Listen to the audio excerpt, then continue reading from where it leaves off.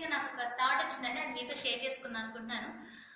Thought అంటే మరి ఏది కాదండి, పిల్లల విషయంలో అసలు ముఖ్యంగా తల్లిదండ్రులు ఎటువంటి జాగ్రత్త తీసుకోవాలి ఏంటి అని దాని గురించి నా ఆలోచన మీతో షేర్ చేసుకుందాం అనుకుంటున్నా. ఏంటంటే అండి, చిన్నపిల్లలు అంటే 1 నుంచి 10వ తరగతి చదివే పిల్లలు ఉంటారు కదండి. అసలు వాళ్ళకి ఎటువంటి చదువు ఇవ్వాలి అంటే, పిల్లలకి మనం ముఖ్యంగా ఇవ్వాల్సింది ఏంటంటే ఎడ్యుకేషనే కదా. అంటే సరే, అందరి పేరెంట్స్ తెలుసు ఎడ్యుకేషన్ ఇంపార్టెంట్ అని, కానీ అది ఏ రకంగా ఇస్తున్నాం మన పిల్లలకి అంటే, మనం ఉన్న ఏరియాలో ఏది స్కూల్ బెస్ట్ స్కూల్ అయితే దాంట్లో జాయిన్ చేస్తాం అంతే. అందరితో మన పని అయిపోయిందా? అంతేనా? ఇంకా మన పిల్లలకి మంచి ఫ్యూచర్ ఇచ్చేసినట్టేనా అనుకుంటున్నారా మీరు? నేనైతే అలా అనుకోవట్లేదండి. ఎందుకంటారా, పిల్లల విషయంలో వచ్చేసరికి క్లాస్లో 30-40 మెంబర్స్ ఉంటారండి. 30-40 మెంబర్స్కి యాజ్ ఒక టీచర్ అనేవాళ్ళు ఎలా రెస్పాండ్ అయ్యి అందరినీ చూసుకొని ఏ రకంగా మొత్తాన్ని మేనేజ్ చేసుకోగలుగుతారు? మన ఇంట్లో మన పిల్లలు 2 పిల్లలు ఉంటేనే ఒకరు గొడవ చేస్తుంటే ఒకరు ఇదిగా ఉంటే వాళ్ళు ఎలా ఉన్నారు ఏంటి అనేది మనకి కొంచెం ఇదవుతాం కదండి. అలాంటిది క్లాస్లో అంతమంది టీచర్స్ అంటే తన క్లాస్ కంట్రోల్ చేస్తూ తన సబ్జెక్ట్ని అనేది కంప్లీట్ చేసుకోవడానికి ట్రై చేస్తారు అంతే తప్ప, ప్రతి పిల్లలకి అర్థమైందా లేదా అనేది ఎగ్జామ్ వరకు వచ్చే వరకు కూడా టీచర్ అయినా సరే పాసిబుల్ కాదండి. మన టీచర్స్ని కూడా వేరే అనడానికి ఏం లేదు. కాకపోతే మన ఈ మధ్య పేరెంట్స్ మీటింగ్కి వెళ్ళానండి. మా బాబు పిల్లల పేరెంట్స్ మీటింగ్ అని పిలిస్తే పేరెంట్స్ అడుగుతున్నారు అక్కడ, మా బాబు ఎలా ఉంటాడండి, క్లాస్లో బాగా వింటాడా, వాడి బిహేవియర్ ఎలా ఉంటుందని. నాకు భలే ఆశ్చర్యం వేసిందండి. ఏంటంటే అసలు మన పిల్లడి గురించి మనం చెప్పాలి ఎక్కువగా. ఏంటంటే మా పిల్లడికి ఇలా ఉంటే వాడు ఇదంటే ఇష్టం, మా పిల్లడికి బిహేవియర్ ఇలా మనం చెప్పాల్సింది. యాజ్ ఎ టీచర్ని వెళ్ళి మనం, టీచర్ ఏంటి మా వాడు ఎలా ఉంటున్నాడండి, మా వాడి బిహేవియర్ ఎలా ఉంటుంది, క్లాస్లో వింటున్నాడా, వాడిని ఫస్ట్ ర్యాంక్ వస్తున్నాడా, ఇలా అడిగితే ఎంతవరకు కరెక్ట్ అండి? టీచర్స్ అనేవాళ్ళు ఎప్పుడైతే పిల్లలకి 1 నుంచి 5th ర్యాంకర్స్ వరకు ఉంటారు చూసారా, వాళ్ళు ఏంటంటే డౌట్, వాళ్ళకి వెంటనే ఏదైనా ఏ చిన్న డౌట్ వచ్చినా హ్యాండిల్ చేసి ఎక్స్ప్రెస్ చేసి అడుగుతారు కాబట్టి వాళ్ళ వరకు అయితే గెటన్ అయిపోగలుగుతారు. కానీ అంటే మన పిల్లడు ఏ పొజిషన్లో ఉన్నాడు అనేది మనకే తెలియాలి కదండి. అంటే మనకు తెలియాలంటే మినిమం 1 or 2 hours మనం అసలు పిల్లలతో టైం స్పెండ్ చేయాలండి. నాకు వచ్చిన ఆలోచన అది. ఏంటంటారా, పిల్లల్ని స్కూల్ దగ్గర వదిలేయడం కాకుండా ఈవినింగ్ ఒక 1 hour మనం కనుక మన పిల్లల గురించి ఆలోచించినట్లయితే, అసలు వాడు హోంవర్క్ అయిపోయిన తర్వాత చదువు విషయంలో వాడికి స్కూల్లో మన పిల్లలకి ఒకసారి చెప్తే అర్థమవుతుందా, లేదంటే 2-3 times చెప్తే అర్థం చేసుకోగలుగుతున్నాడు, అసలు వాడు గ్రాస్పింగ్ పవర్ ఏంటి అనేది ముఖ్యంగా మన తల్లిదండ్రులు మనకే తెలుస్తుందండి ఎక్కువగా. అలాంటప్పుడు వాడు అసలు కొంచెం ఒకవేళ భయపడో సిగ్గుపడో క్లాస్లో అడగకపోయినా మనం దగ్గర కూర్చోబెట్టుకొని అడగడం వల్ల ఏంటంటే, వాడికి ఏదైనా డౌట్ రాకపోతే మమ్మీ లేదా డాడీ ఇవి నాకు ఇలా అర్థం కాలేదు నాకు చెప్పండి అంటే, మనం ఖచ్చితంగా కూర్చొని మనకి ఎన్ని పనులున్నా సరే పక్కన పడేసి మనం ఖచ్చితంగా చెప్తాం. అవునా కదా? ఎందుకంటే మన పిల్లల విషయంలో మనం ఏంటంటే అమ్మో వాడు రాలేదంట, వాడిని అడిగాడు అని చెప్పి ఏం చేస్తాం, వాళ్ళకి మనం అనలైజ్ చేసుకుంటూ వాడికి ఏ రకంగా చెప్తే అర్థమవుతుందో అని మొత్తం వాడికి అలా చెప్తాం. అవునా కదా? అలాంటప్పుడు మన పిల్లల్ని మనం పట్టించుకుంటే నిజంగా మనం ఒక చిన్న స్కూల్స్లో అంటే కొంతమంది పేరెంట్స్ చూస్తారండి, ఏమంటే ఎక్కువ ఫీజులు పెట్టి జాయిన్ చేస్తున్నామండి, పిల్లలు బాగా చదవకపోతే చాలా బాధగా ఉందండి. ఎందుకండి అంత ఎక్కువ ఫీజులు పెట్టేసి ఏదో చదివించామని? పిల్లలు మీరు 1 hour ఖచ్చితంగా కూర్చోబెట్టి చదివిస్తే మీకే అర్థమవుతుంది కదండి మీ పిల్లడు స్టాండర్డ్ ఏంటనేది. ఒకవేళ మన పిల్లడు స్టాండర్డ్ ఆల్రెడీ 1st, 2nd ర్యాంకులో ఉన్నాడు, వాడు పోటీ కావాలి, ఇంకా పోటీ కావాలి అన్నప్పుడు ఈ స్కూల్ సరిపోవట్లేదు, నెక్స్ట్ ఇంకో స్కూల్, అలా అంటే దాని తగ్గ రేంజ్లో అన్నట్టు వెళ్ళండి. అంతేగాని నిజంగా మన పిల్లడి గురించి మనమే పట్టించుకోకుండా ఏదో స్కూల్లో వేసేసామని అయితే మాత్రం మీరు ఉండకండి. ఎందుకంటే నేనైతే ఖచ్చితంగా నా పిల్లల్ని 1 or 2 hours ఖచ్చితంగా నేను కూర్చోబెట్టి చదివిస్తున్నానండి. అంటే పేరెంట్స్ మీటింగ్కి వెళ్ళినప్పుడు కొంతమంది పేరెంట్స్ టీచర్స్ని క్వశ్చన్ చేస్తే నాకు అనిపించింది అనమాట, కొంతమంది పేరెంట్స్ ఇలా కూడా ఉన్నారనుకుంటా, అయ్యో వాళ్ళు అని చెప్పి నాకు ఉన్న థాట్ని మీతో షేర్ చేసుకుందాం అనుకున్నానండి. ఈ వీడియో కనుక మీకు నచ్చినట్లయితే లైక్ చేయండి, సబ్స్క్రైబ్ చేయండి, అలాగే కామెంట్ చేయండి. బాయ్ అండి. Hi friends, welcome to my channel. ఈరోజు నాకు థాట్ వచ్చిందండి, అది మీ అందరితో షేర్ చేసుకుందాం అనుకుంటున్నాను. మరేదో కాదు, పిల్లల విషయంలో అసలు ముఖ్యంగా తల్లిదండ్రులు ఎటువంటి జాగ్రత్త తీసుకోవాలి, అసలు వాళ్ళు తీసుకుంటే ఎడ్యుకేషనే కదండి వాళ్ళకి మెయిన్ ఇంపార్టెన్స్. అసలు ఎడ్యుకేషన్ విషయంలో మనం ఏ రకంగా వాళ్ళని ఎలాగ చేయాలనేది ఒక విషయం చూసుకుందాం అండి. మరి ఏంటంటే పిల్లలకి ఎడ్యుకేషన్ అనేసరికి మనం ఏ ఏరియాలో ఉంటే ఆ ఏరియాలో ఏ స్కూల్ ద బెస్ట్ స్కూల్ అని చెప్పేసి దాంట్లో జాయిన్ చేస్తున్నాం. సరే, ఒక విషయం బాగానే ఉంది. కానీ ఆ స్కూల్లో మనవాడు ఏ ర్యాంక్ వరకు చదువుతున్నాడు, వాడు ఎంతవరకు ఆ స్కూల్కి ఎంతవరకు ఎలా గెటన్ అవ్వగలుగుతున్నాడు అనేది చూసుకోవాలి.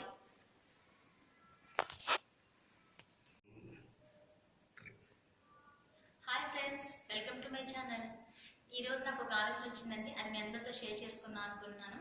అదేంటంటే పిల్లల తల్లిదండ్రులు అసలు ముఖ్యంగా పిల్లల విషయంలో ఎటువంటి జాగ్రత్త తీసుకోవాలి అనేది నాకు ఒక చిన్న ఆలోచన వచ్చింది. అది మీ అందరితో షేర్ చేసుకుందాం అనుకుంటున్నా. ఏంటంటే ఏం లేదండి, పిల్లల్ని మనం స్కూల్కి పంపించేస్తున్నాం మంచి మంచి స్కూల్స్లో అని చెప్పేసి, పెద్ద పెద్ద స్కూల్స్లో ఏది ద బెస్ట్ స్కూల్ అంటే ఏది ఫీజు ఎక్కువైతే ఆ స్కూల్స్లో జాయిన్ చేసేస్తాం, అంతే అంతే మన పని అయిపోయింది అనుకుంటున్నాం. చాలా మంది పేరెంట్స్, అంటే నేను కొద్దిమంది చూసిన వాళ్ళలో అలా వదిలేస్తే అంతే వాళ్ళు పిల్లలు ఎలా చదువుతున్నారు అని కూడా లేదు, ఏంటంటే ఒక స్కూల్లో జాయిన్ చేస్తాం అంతే, వాళ్ళతో పని అయిపోయింది అనుకుంటున్నాం. కానీ అలా దానికన్నా మీరు అంతంత ఫీజులు కట్టి అక్కడ జాయిన్ చేసి అయ్యో మేము మా పని అయిపోయింది అన్నకన్నా ఈవినింగ్ ఒక 1 అవర్ ప్రతి పేరెంట్ అండి ఒక 1 అవర్ మన పిల్లలతో స్పెండ్ చేసి చూడండి. ఎందుకంటే వాళ్ళ పిల్లల్లో మనం కొంతమంది పిల్లలు నర్వస్ ఫీల్ అవుతూ ఉంటారండి. క్లాస్లో ఏంటి వాళ్ళ డౌట్ ఎక్స్ప్రెస్ చేసి అడగరు. అలాంటి వాళ్ళు ఏంటంటే మన పిల్లలు చదవట్లేదు వాడితో ఎందుకు పోటీగా రావట్లేదు అనుకుంటాం. కానీ అసలు ముందు అసలు మన వాడి ఫీలింగ్ ఏంటి, వాడు ఎందుకు భయపడి అడగట్లేదా, లేదా అసలు వాడు చదవలేకపోతున్నాడా, లేదంటే వాడికి ఒకసారి చెప్తే అర్థం కావట్లేదా, అంటే వాడు 2-3 టైమ్స్ చెప్పాలా, ఏంటి అసలు మన పిల్లోడి గురించి ఏంటనేది మనకు తెలియాలి. ఏంటంటే మనం ఈ 1-2 మంత్స్కి టీచర్స్ పేరెంట్స్ మీటింగ్ పెడతా చూసాను. ఆ పేరెంట్స్ మీటింగ్కి వెళ్ళినప్పుడు కొంతమంది పేరెంట్స్ నేను చూసానండి, వాళ్ళని అబ్జర్వ్ చేశాను. Hi friends, welcome to my channel.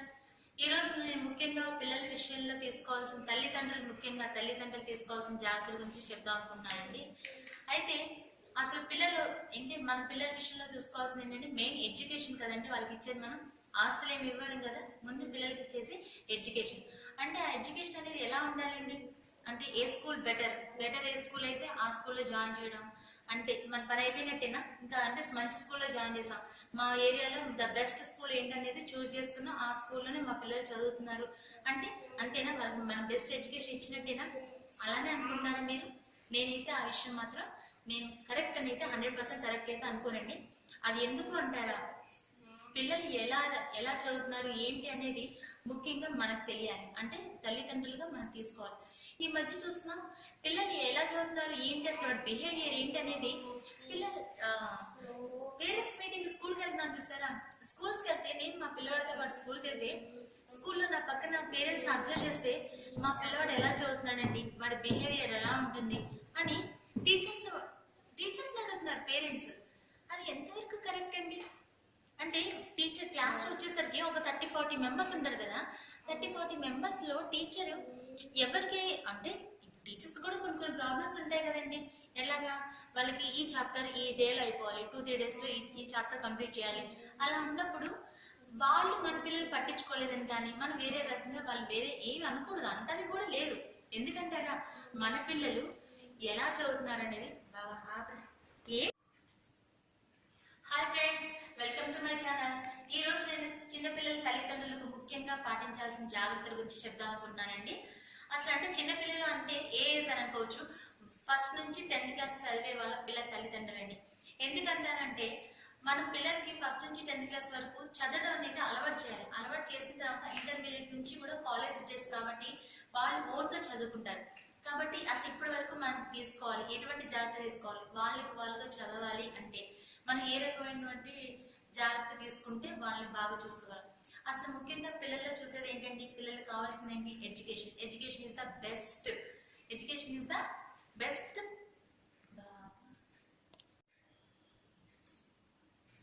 Hi friends, welcome to my channel. ఈరోజు నేను ఒక విషయం చెప్దాం అనుకుంటానండి. ముఖ్యంగా చిన్నపిల్లల విషయంలో తల్లిదండ్రులు తీసుకోవాల్సిన జాగ్రత్తలు. ముఖ్యంగా చిన్నపిల్లలు అని ఎందుకన్నా అంటే అండి 1st నుంచి 10th క్లాస్ వరకు మాత్రమే మన పిల్లలకి ఏం చెప్పినా వింటారు, ఇంటర్ వచ్చేసరికి వినరు. అంటే మనం ఏం చేయాలి, వాళ్ళు ఏం చదవాలన్నా 1st నుంచి 10th క్లాస్ వరకు వాళ్ళని ఒక అలవాటు చేయాలి చదవడం అనేది. కంటిన్యూషన్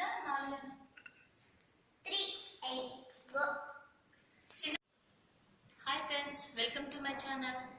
ఈరోజు నేను ముఖ్యంగా చిన్నపిల్లల విషయంలో ముఖ్యంగా తల్లిదండ్రులు తీసుకోవాల్సిన జాగ్రత్తలు ఏంటంటే, ముఖ్యంగా చిన్నపిల్లలు ఎందుకన్నానంటే ఫస్ట్ నుంచి 10th క్లాస్ పిల్లల వరకు అయితే.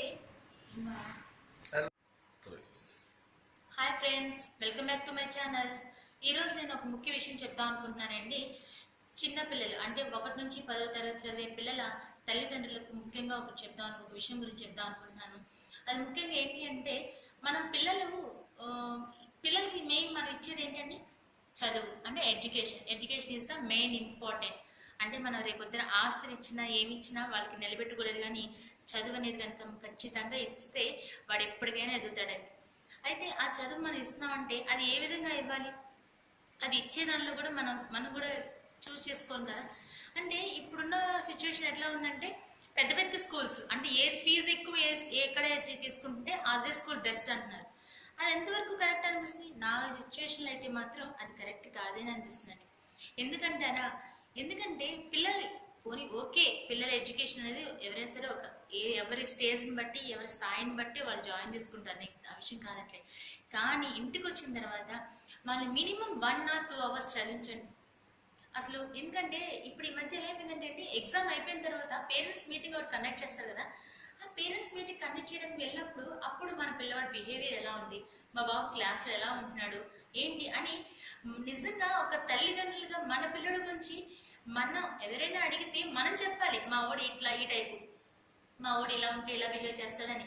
కానీ అలాంటిది 1 month 2 months ఒకసారి పేరెంట్స్ మీటింగ్ పెట్టిన తర్వాత మనం వెళ్ళి టీచర్స్ని క్వశ్చన్ అడగడం ఎంతవరకు కరెక్ట్ అండి?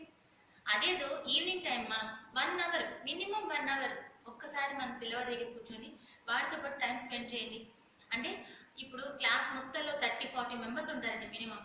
ఆ 30-40 మెంబర్స్కి టీచర్ అనేవాళ్ళు ఎవరైతే హ్యాండ్ రైజ్ చేసి వాళ్ళు డౌట్ ఎక్స్ప్రెస్ చేస్తారో వాళ్ళ వరకు చూసుకోగలరు, కానీ మొత్తం 30-40 మెంబర్స్ని చూసుకోవడం అనేది నిజంగా పాసిబుల్ కాదు.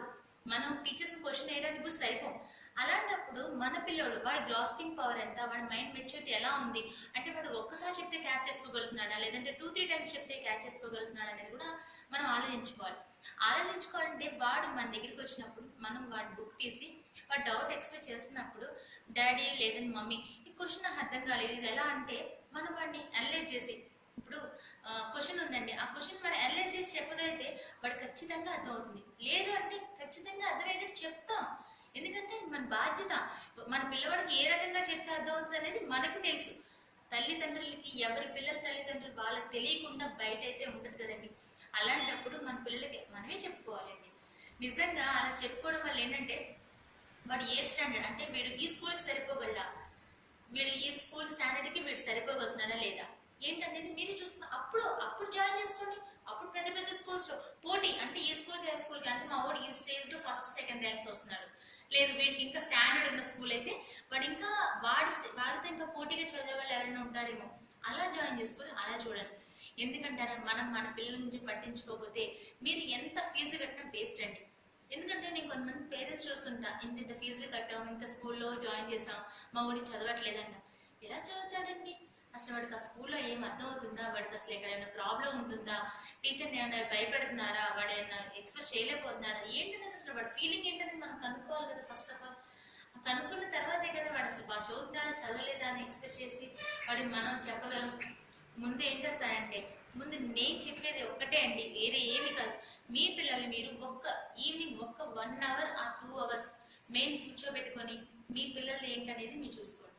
ఓకే ఫ్రెండ్స్, నేను ఈ విషయం మీకు అందరికీ చెప్దాం అనుకున్నా. నేను చెప్పింది కనుక మీ అందరికి నచ్చుంటే లైక్ చేయండి, కామెంట్ చేయండి, ఈ ఛానల్ సబ్స్క్రైబ్ చేయండి. Please subscribe my channel and click the bell icon.